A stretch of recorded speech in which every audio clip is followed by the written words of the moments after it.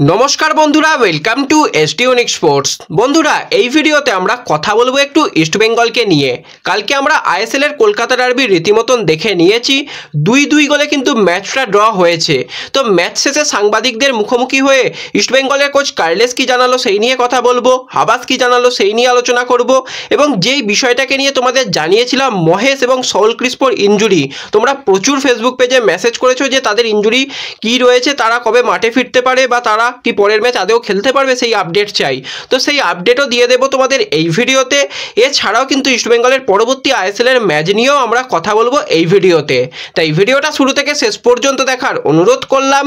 আর video ভালো লাগলে ভিডিওতে লাইক দিয়ে চ্যানেলটাকে সাবস্ক্রাইব করে দিও, আর পাশের বেল আইকনটাকে মনে করে অন করে রেখো, তাহলে তোমাদের প্রিয় দলের খেলার সমস্ত আপডেট তোমরা পেয়ে যাবে।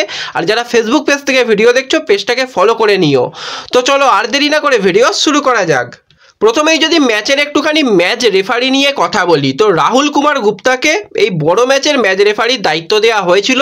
সেটা ম্যাচ শুরু হওয়ার বেশ কয়েক ঘন্টায় আগেই কিন্তু তোমাদের ফেসবুক পেজে বা ইউটিউবের কমিউনিটিতেও তোমাদের জানিয়ে দিয়েছিলাম। তো সেখানে তোমরা দেখে নিয়েছিলে যে রাহুল কুমার গুপ্তা মানে কীরকম ম্যাচ রেফারিং করিয়েছে। তো সেক্ষেত্রে ইস্টবেঙ্গল যেটা দ্বিতীয় গোলটা খেয়েছে, সেক্ষেত্রে কিন্তু আমরা নয় হয়তো দূর থেকে অনেক কিছু জিনিস দেখতে পাই বা দেখতে পাই না, কিন্তু যারা ম্যাচের কমেন্ট্রি করছে তারা তো আমাদের থেকে অনেক বেশি বোঝে। তারা রীতিমতন সমস্ত ভাষায় যারা করছে তারা সবাই একই মত, এটা কিন্তু নির্দিষ্টভাবে ফাউল ছিল, যেভাবে তাকে জার্সি পুলিং করে বক্সে ফেলে দেওয়া হয়েছিল, এবং সেই সময় বল কন্ট্রোল পুরোপুরি নন্দকুমারের ছিল। তো কোনোভাবেই কিন্তু সেখানে ফাউলটাকে অ্যালাউ করা হয়নি। অপরদিকে কিন্তু সেখানে লালচংডুঙ্গার ডিফ্লেক্ট বল থেকে ডিমিট্রি পেট্রাটুস গোল করেছে। তো গোলটা কিন্তু নিঃসন্দেহে ভালো গোল ছিল, কোনো রকম কিছু বলার নেই, কিন্তু তার আগে পুরোপুরি সেটা ফাউল দেওয়া যেত, তো সেটা ফাউল দেওয়া হয়নি। এছাড়া কিন্তু তোমরা অনেকেই আমাকে প্রশ্ন করেছো যে মহেশ যেটা পেনাল্টি পেয়েছিল, ইস্টবেঙ্গল যেটা পেনাল্টি থেকে গোল করেছিল, সেটা কি পেনাল্টি ছিল? অনেকেই বলছে সেটা পেনাল্টি নয়। দেখো, একটা জিনিস মাথায় রাখতে হবে, সেই সময় বল যেখানে ছিল তার কোনো ইচ্ছাই ছিল না, অর্থাৎ মোহনবাগান দলের যে প্লেয়ার ওই ফাউলটা করেছে দীপক তাংড়ি, তার কোনো ইচ্ছাই ছিল না বলে যাওয়ার। তার ইচ্ছাই ছিল মহেশকে ইনজুরি করে দেওয়া, এবং অনেক প্লেয়ারই কিন্তু কালকে মহেশকে ইনজুরি করার জন্যই রীতিমতন মাঠে নেমেছিল। আমরা দেখেছিলাম, আমরা তো দেখতে পাই, আমরা দেখেছিলাম, বা যারা কালকে মাঠে ছিল তারাও কিন্তু দেখতে পেয়েছিলে। তো পুরোপুরি পেছন থেকে এসে হাতটা তার ফিনিশ হয়েছে ঘাড়ের কাছে। তো সেটা কিভাবে ফাউল এড়ানো যায়? এবং এক্ষেত্রেও কিন্তু যারা সাংবাদিক ছিল বা যারা ম্যাচের কমেন্ট্রি করছিল তাদের সকলের একমত যে ওটা পুরোপুরি ক্লিয়ার ফাউল ছিল, ক্লিয়ার পেনাল্টি ছিল। যদি বিশ্বাস না হয় ফেসবুক পেজে চলে যাও, ভিডিও ক্লিপিং পেয়ে যাবে, সেখানে একদম পরিষ্কারভাবে কিন্তু সেখানে মানে কে কি বলছে জানা যাচ্ছে। এবার কিছু কিছু জায়গা থেকে কিছু কিছু ফ্যান পেজ থেকে মানে ওই জিনিসটাকে নিয়ে ট্রোলিং করা হচ্ছে। আরে যদি সৎসাহস থাকে তো ম্যাচের সাউন্ডটা দিয়ে দেওয়া হোক না, সেখানে নানান রকমের গান অ্যাড করে জিনিসটাকে করা হচ্ছে যে ওটা পেনাল্টি ছিল না। আরে ম্যাচের সাউন্ডটা দেওয়া হোক, সাউন্ড দেওয়া হলেই তো বোঝা যাবে যে ওটা পেনাল্টি ছিল কি ছিল না, কমেন্টেররা কি জানাচ্ছে সেটা তো বোঝা যাবে। সেই জিনিসটা কেন বন্ধ হয়েছে, সেই জিনিসটাকে অন করেই কিন্তু ভিডিওটা শেয়ার করা হোক, যেটা কিন্তু আমার ফেসবুক পেজে আছে, তোমরা দেখে নিতে পারো যে কে কি বলছে। এছাড়া যেভাবে ডিমিট্রি পেট্রাটুস একজন সিনিয়র খেলোয়াড় সায়ন ব্যানার্জিকে মাঠের মধ্যে ওইভাবে ধাক্কা দিয়ে ফেলে দিয়েছে, এটা কিন্তু একটা ফুটবলের জন্য খুব খারাপ নিদর্শন, এবং সেখানে কোনো রকম কার্ডের ব্যবহার হলো না। মানে আমরা রীতিমতন দেখে জাস্ট অবাক হয়ে গেলাম যে রাহুল কুমার গুপ্তা মানে ঝগড়া করলে কথা বললেই সেখানে কার্ড দেখিয়ে দেয়, সেখানে কিভাবে রাহুল কুমার গুপ্তা কোনো রকম কার্ডের ব্যবহার করলো না সেটা বোঝা গেল না। সায়ন ব্যানার্জিকে ওইভাবে ফেলে দেওয়াটা, তো সায়ন ব্যানার্জিকে ফেলে দিয়েছে, কিন্তু সায়ন যে কালকে ফুটবলটা খেলেছে অসাধারণ ফুটবল খেলেছে, এবং কোচও কিন্তু প্রশংসা করে গেছে। তো ম্যাচের এই জিনিসগুলো কিন্তু বেশ কন্ট্রোভার্সি হয়েছে। এছাড়া ওভারঅল দুটো দল খেলেছে তাদের মতন করে, এবং ইস্টবেঙ্গল কিছুটা পিছিয়ে থেকেই শুরু করেছিল, বলতে গেলে 3 বিদেশিকে নিয়েই 70 মিনিট মতন তাদের খেলতে হয়েছে। তো সেক্ষেত্রে ইস্টবেঙ্গলের পারফরমেন্স তোমরা এর থেকে বেশি কী চাও? যেই ইস্টবেঙ্গল আইএসএলের যখন ডার্বি ম্যাচ হতো তখন ভাবতো যে ম্যাচটা যা হোক করে ড্র করতে পারলেই হয়ে যায়, সেই ইস্টবেঙ্গল জেতার জন্য ঝাঁপাচ্ছে, শেষ মিনিট পর্যন্ত জেতার জন্য চেষ্টা করছে। আর কি চাও? 2 বছর আগেও আমরা শুনেছিলাম ডার্বি বয়কট করছে, আর আজকে দেখো টিকিটের হাহাকার, মাঠ ভর্তি, মোটামুটি 57,000 মতন দর্শক হয়েছিল অফিসিয়াল অ্যাটেন্ডেন্স। তো দল ভালো খেলছে, দল পরিবর্তন হয়েছে, কোচ কিন্তু ভরসা দিচ্ছে, কোচ কিন্তু ইস্টবেঙ্গল দলের অন্যতম সম্পদ। এবং কালকে ম্যাচের শেষেও কিন্তু কোচ সমর্থকদের দিকে গেছে, গিয়ে জানিয়েছে এই মাঠেই আবার খেলা হবে, এই মাঠেই কিন্তু তারা আবার ম্যাচ জিতবে, এরকমভাবে কিন্তু আবারও সমর্থকদের বুঝিয়ে দিয়েছে। এর আগেও কোচ দেখিয়ে দিয়েছিল, সেইভাবেই সুপার কাপ চ্যাম্পিয়ন হয়েছিল। হয়েছিল, আবারও কোচ কিন্তু মাঠের মধ্যেই প্রতিজ্ঞা করে গেছে যে এই মাঠেই কিন্তু আবার খেলা হবে। তো সেই ম্যাচের জন্য কিন্তু আমরা অধীর আগ্রহে বসে থাকবো। আশা করি সেই আরেকটা ডার্বি ম্যাচ হবে যেটা ইস্টবেঙ্গল হোম ম্যাচ হিসাবে খেলবে, সেই ম্যাচে কিন্তু এরকম খারাপ রেফারিং হবে না, ভালো রেফারিং হবে এবং দুটো দলই ভালো ফুটবল খেলবে, এটাই আমরা দেখতে চাই। এবার ম্যাচ শেষে কোচ সাংবাদিকদের মুখোমুখি হয়ে কি জানালো, সেখানে কার্লেস জানিয়েছে, আজ আমরা গোল করার অনেক সুযোগ পেয়েছি, সেগুলো কাজে লাগাতে পারলে জিততে পারতাম। এডুইনের যে শটটা বাইরে চলে গেল ওটা খুব ভালো একটা সুযোগ ছিল, নন্দকুমারও ভালো সুযোগ পেয়েছিল, আরও 2-3টে সুযোগ আমরা তৈরি করেছিলাম। প্রত্যেকটা ম্যাচেই কিন্তু আমরা 100% দিয়ে জিততে চাই, সেইভাবেই কিন্তু আমরা চেষ্টা করেছিলাম এবং আমরা শুরু থেকেই 3 পয়েন্টের জন্য খেলেছি, শুরু থেকেই আধিপত্য বিস্তার করে খেলেছি।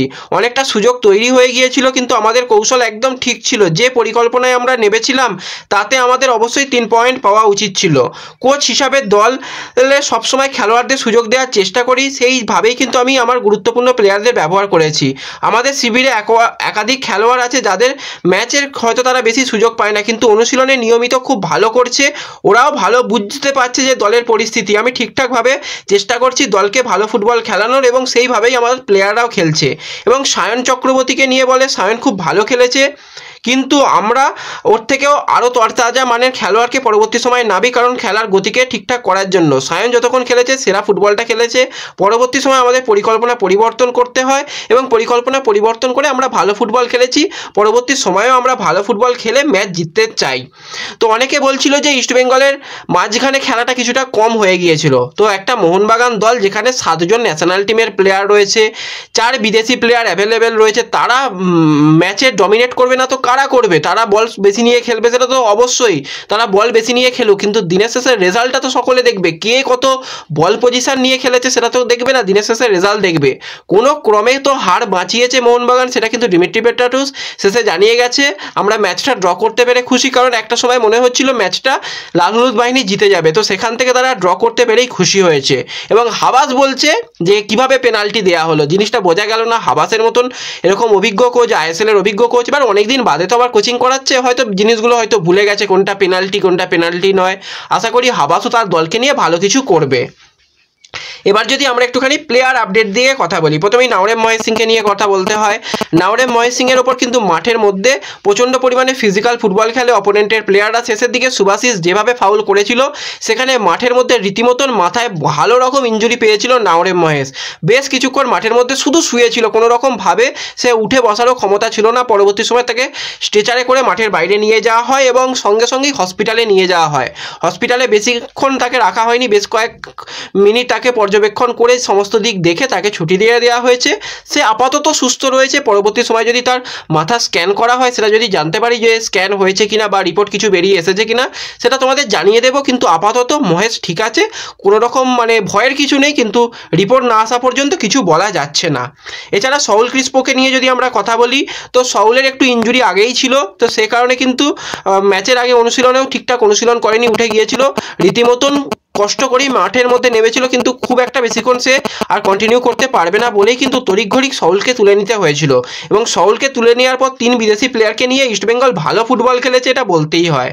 তো এরপর যদি আমরা একটুখানি ইস্টবেঙ্গলের পরবর্তী ম্যাচ নিয়ে কথা বলি, তো ডার্বি ম্যাচ হয়ে গেল। আইএসএল এর প্রথম হাফের খেলা কিন্তু ইস্টবেঙ্গল শেষ করলো। 11টা ম্যাচ ইস্টবেঙ্গল রীতিমতন এখন খেলে নিয়েছে এবং পয়েন্ট টেবিলে কিন্তু তারা 11টা ম্যাচ খেলে 7 নম্বর পজিশনে রইল। সেখানে 11 ম্যাচে 12 পয়েন্ট, 2টো ম্যাচ জিতেছে, 6টা ম্যাচ ড্র করেছে আর 3টে ম্যাচ হেরেছে। 13টা সেখানে গোলও করেছে, 10টা কিন্তু গোল খেতে হয়েছে, প্লাস 3 কিন্তু গোল ডিফারেন্স রয়েছে। এবার পরবর্তী ইস্টবেঙ্গল অভিযান শুরু করছে 10ই ফেব্রুয়ারি। নর্থ ইস্ট ইউনাইটেডের সঙ্গে ম্যাচ রয়েছে বিকেল 5টা থেকে। ম্যাচের সময় একটুখানি ভালো করে শুনে নাও। নর্থ ইস্টের সঙ্গে 10 তারিখে ম্যাচ রয়েছে, অ্যাওয়ে ম্যাচ বিকেল 5টা থেকে ম্যাচ রয়েছে। এবং নর্থ ইস্টের কোচ জুয়ান পাড্রো বেনালি, সে কিন্তু রীতিমতন ডার্বি ম্যাচ দেখার জন্য কলকাতায় এসেছিল। সে কিন্তু ভিআইপি বক্স থেকে ম্যাচটা দেখে গেছে, তার দলকে নিয়েও কিন্তু ভালো কিছু করতে চাইবে। তো দুটো দলই কিন্তু পয়েন্ট টেবিলে বেশ ভালো জায়গায় রয়েছে, দুটো দলই কিন্তু টপ 6-এর মধ্যে থাকতে চাইবে। সেক্ষেত্রে বর্তমানে নর্থ ইস্ট 13টা ম্যাচ খেলেছে, 13টা পয়েন্ট পেয়েছে, তারা 6 নম্বরে পজিশনে। আর পিছনেই রয়েছে কিন্তু ইস্টবেঙ্গল, তারা কিন্তু 11টা ম্যাচ খেলেছে, 12 পয়েন্টে রয়েছে। ম্যাচ কম খেলে কিন্তু তারা পয়েন্ট টেবিলে 7 নম্বরে। তো একটা দুর্দান্ত লড়াই কিন্তু পরের ম্যাচে দেখার জন্য আমরা অধীর আগ্রহে বসে থাকবো।